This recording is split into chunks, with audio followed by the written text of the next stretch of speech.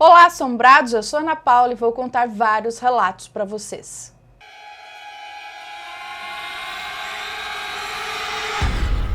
Histórias assombradas.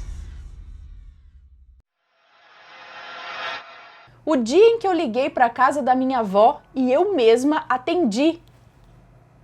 A moça que nos conta esse relato diz que recentemente aconteceu uma coisa com ela que a deixou muito intrigada. E ela queria compartilhar isso com todos nós para saber se existe, se tem alguma explicação, se aconteceu alguma coisa com mais alguém, enfim. Bom, então ela conta que mais ou menos em 2012, uma certa vez, ela ligou para a casa da avó dela do telefone fixo. E quando ela ligou, alguém atendeu, com uma voz até parecida com a dela. E ela achou que fosse a prima dela que tivesse falado alô, porque ela disse que essa prima dela frequentava, visitava bastante a casa da avó também. Mas quando ela falou no telefone, "Oi, Duda", que é o nome da prima dela, a pessoa do outro lado respondeu: "Não é a Duda, é a Pati. Quem tá falando?" Detalhe, o nome da moça que nos conta esse relato é Patrícia.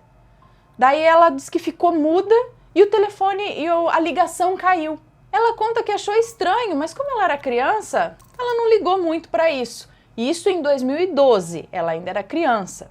Mas agora, no ano novo, agora de 2019, ela conta que foi visitar a avó dela. E quando estava lá na avó, o telefone da casa da avó tocou e a avó pediu para que ela atendesse. E ela atendeu e falou alô. E ela escutou do outro lado da linha uma voz de uma menina, uma voz infantil, dizendo: "Oi, Duda!" E ela respondeu: "Não é a Duda, é a Pati. Quem tá falando?" E nessa hora, ela se lembrou que isso tinha acontecido anos atrás. Aí ela contou que ficou sem reação quando ela se lembrou disso e desligou o telefone. Ou seja, ela do passado ligou para ela do futuro. E ela fica se perguntando o que teria acontecido se ela não tivesse desligado esse telefone.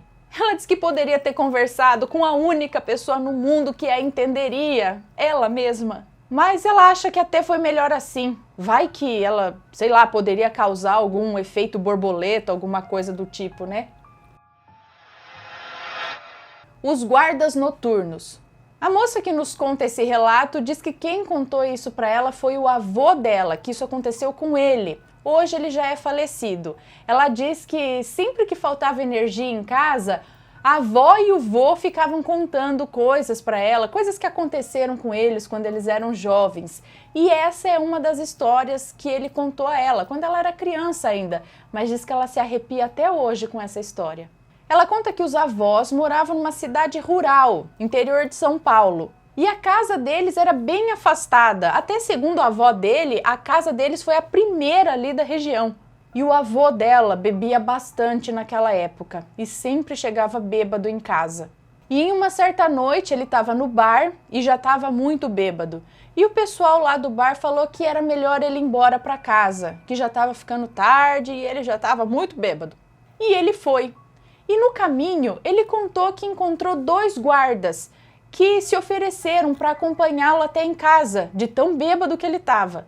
E ele contou que foi conversando com esses 2 guardas e os guardas disseram que ele podia ficar tranquilo, que aquela região era perigosa, mas que eles estavam ali fazendo a ronda todas as noites.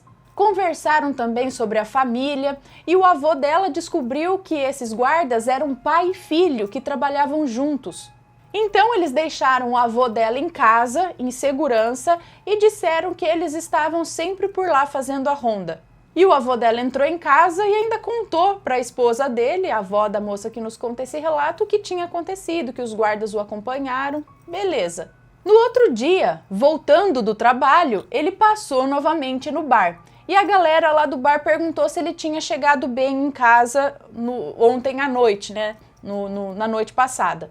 E ele respondeu que sim, que ele encontrou 2 guardas noturnos no meio do caminho que o ajudaram a chegar até em casa. Só que nesse momento todo mundo no bar ficou em silêncio encarando o avô dela.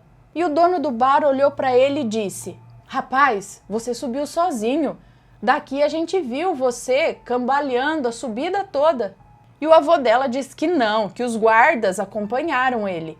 Mas o dono do bar insistiu e disse: Zé, meu amigo, tem mais de 20 anos que não tem guarda noturno aqui. Desde que mataram 2 aí que faziam a ronda voluntária, nunca mais teve guarda. Sabe, os 2 que foram mortos brutalmente por aqui, foi chocante. O avô dela então ficou perplexo e foi contar para a esposa. E realmente, depois disso, eles nunca mais viram guarda noturno nenhum por lá. Mas a avó dela fala até hoje que durante os 10 anos que eles moraram naquela casa, naquele lugar, todas as noites, após a meia-noite, eles escutavam os apitos daqueles guardas noturnos. O homem no sofá. A moça que nos conta esse relato tem 25 anos e diz que sempre morou na Baixada Fluminense, no Rio de Janeiro. E desde pequena vê coisas, sempre foi ligada a esse mundo sobrenatural, que inclusive a mãe dela diz que ela sempre via coisas que não estavam lá. E isso aconteceu no Carnaval de 2013, quando ela tinha 20 anos de idade. Ela diz que como nem a família dela, nem a família do marido, que na época era namorado dela, ninguém tinha casa de praia, eles viajaram para a casa de uma prima do sogro dela, que ficava na região dos lagos. E como a casa já estava cheia, eles precisaram dormir na sala. E nessa sala, que era uma sala grande, tinha 2 sofás, um do lado direito e outro do lado esquerdo.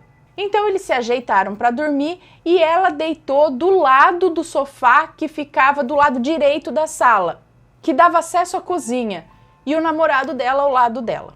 Foi quando, no meio da madrugada, ela sentiu alguma coisa tocando ela. E no susto, no reflexo, logo ela abriu os olhos e se deparou com um homem deitado no sofá de lado, olhando para ela. E ela conta que ele estava muito preto, era como se ele tivesse sido queimado.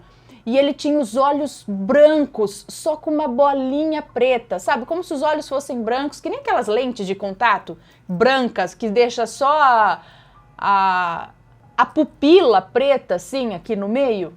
Ela conta que nem falou nada, ela só ficou parada ali olhando para aquele homem e vendo que aquele homem ficava observando ela, ele olhando para ela e ela olhando para ele. Foi quando, sem tirar os olhos do homem, ela cutucou o namorado dela. E nisso aquele homem sumiu ali do sofá. E aí ela contou pro namorado que ela tinha visto. Bom, eles trocaram de lugar ali, ela foi dormir para cá e ele passou a dormir ao lado do sofá. E ela disse que depois disso até que ela dormiu tranquilamente aquela noite. No dia seguinte, ela comentou com a sogra dela e com outros familiares o que ela tinha visto ali, mas todos disseram que provavelmente foi só um sonho. Bom, passou o carnaval e quando eles estavam voltando para casa, no carro, a sogra dela contou uma coisa para ela, que ela não quis falar lá na frente de todo mundo, mas a sogra dela também viu o que ela viu aquela noite. Disse que viu uma pessoa saindo da cozinha e deitando no sofá. Mas até então, ela achava que era o filho dela que tinha ido deitar lá. Só que o filho dela, ou seja, o namorado, na época da moça que nos conta esse relato, estava deitado no chão, ao lado da namorada, e não no sofá, não havia ninguém no sofá. E ela conta que ficou em choque quando soube que a sogra dela também viu aquilo. E até hoje ela não esquece desse homem tenebroso que ela viu. E aí, tá gostando dos relatos? Então deixa aquele joinha, hein? O dia em que eu estive em Sete Além.